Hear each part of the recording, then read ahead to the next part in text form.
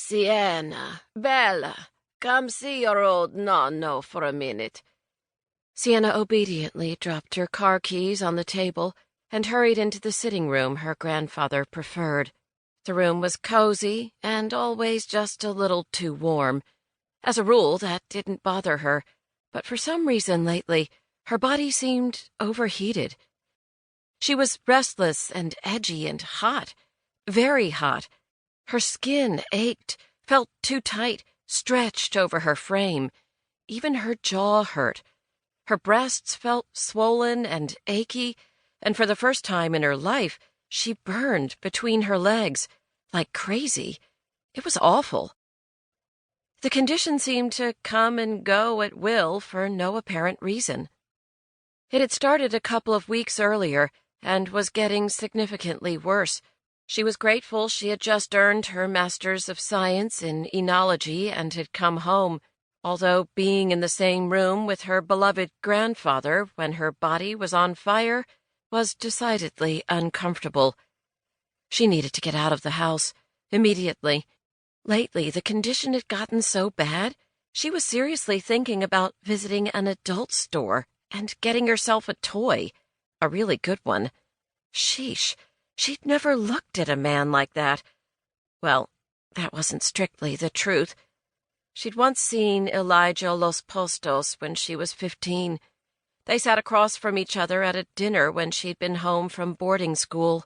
He was at least 8 years older than her, maybe 10. It hadn't mattered.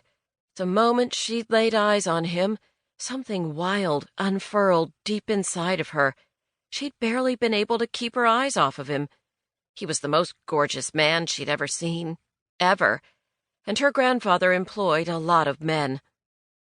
She tried as hard as she could not to stare at him, but sometimes she'd felt his gaze on her, and every time she'd looked up, his eyes were looking at her. There was no mistake. He smiled. She didn't. She blushed. A horrible reaction. He'd tried to engage her in conversation, and she'd stammered, blushed more. It had been horrible. She was smart, brilliant. She was already doing college courses, and she couldn't say a single intelligent word to him. Even the memory embarrassed her. "What is it, Nonno?" she asked, bending to brush a kiss along his jaw. She ruffled his hair. He still had a wild mane of hair, all silver, but thick as a cat's pelt. His eyes, a dark chocolate, were faded but still sharp. "I'm off to the gym." Because she really, really needed to work out hard, tire herself to the point of exhaustion so she could actually get some sleep. She was desperate for sleep. "I need a favor, Bella. A small one for an old man, eh?" he coaxed. As if she had ever in her life turned him down when he asked her for something. She was rarely at the house.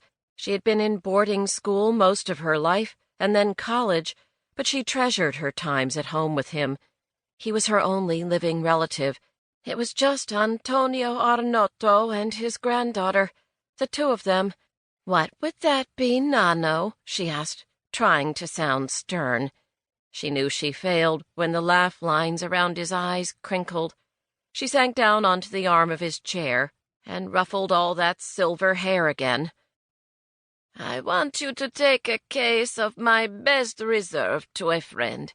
His birthday was last week, and I forgot to send a gift around. My beautiful granddaughter delivering it personally will make up for this mistake, no?" She laughed. "It seems you have a lot of friends with birthdays and anniversaries you forget until your granddaughter comes home." He shrugged his shoulders. "I'm not getting any younger, Siena, and you might start thinking about marriage and babies. Come to think of it, Elijah isn't married, and he's not getting any younger. He's quite good-looking." He winked at her. She bit down on her lower lip to try to keep from blushing. Just the mere mention of Elijah's name set her heart pounding and her stomach whooshing a slow somersault. He was good-looking, hot, gorgeous, and way out of her league. She wasn't going to tell her grandfather that. "Stop being a matchmaker. You'll get your babies in due time, I promise." Maybe sooner than he wanted if her body didn't stop with the meltdown, frantic for sex now routine. She'd taken to looking at her grandfather's bodyguards, and his number one man, Paolo, the man her grandfather dreamed of having her marry. Paolo watched her all the time. He always had. His gaze burned through her.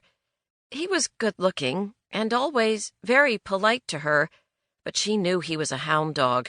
He went through women, and word was he wasn't very nice about it. She'd heard rumors from some of the maids and the cook that he ruled his women with an iron fist. She wasn't hooking up with him, even though she knew he was more than willing.